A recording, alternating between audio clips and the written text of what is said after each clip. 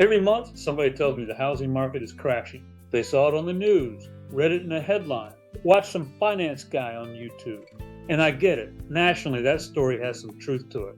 But up here in the high country of North Carolina, we're playing a completely different game. Today, I'm going to show you the actual numbers, not opinions, that prove it. Let's start with the national baseline. As of June 2026, the National Association of Realtors reported the median home price nationally hit an all-time high of $446,400, up just 1.8% from last year. Sales actually dropped 2.4% month over month, and nationally there's about 4.6 months of inventory on the market. That's the story most buyers are hearing.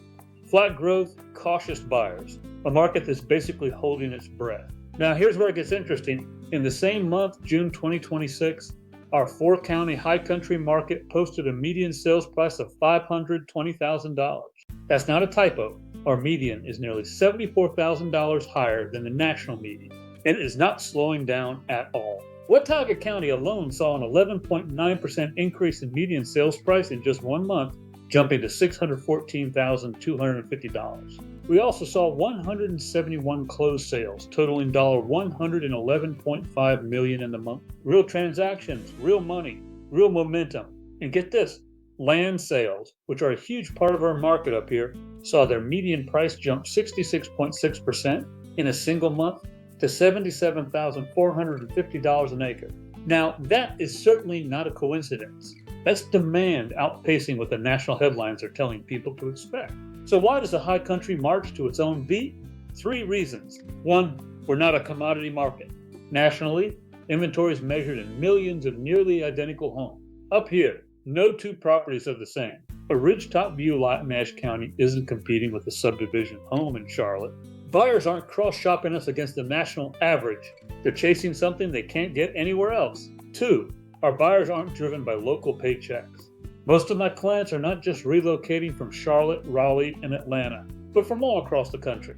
They're not affected by North Carolina mountain wages. They're bringing equity and income from bigger markets. National affordability metrics don't apply the same way here. 3, land is finite and everybody knows it.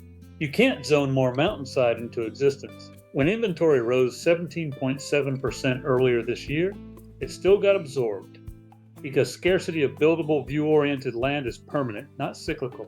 If you're a buyer waiting for the high country to correct the way national headlines predict, the data says that's not the trade you're making.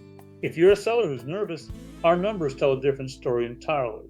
This doesn't mean there's no nuance. Months of supply here did climb to 7.1 months in June, which is more balanced, but balanced with rising prices is a very different position than a slowdown. The bottom line, national headlines are written for national averages. The high country isn't average, and the numbers prove it every single month.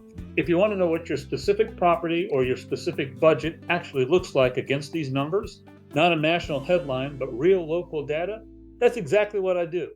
Reach out and let's run your numbers together.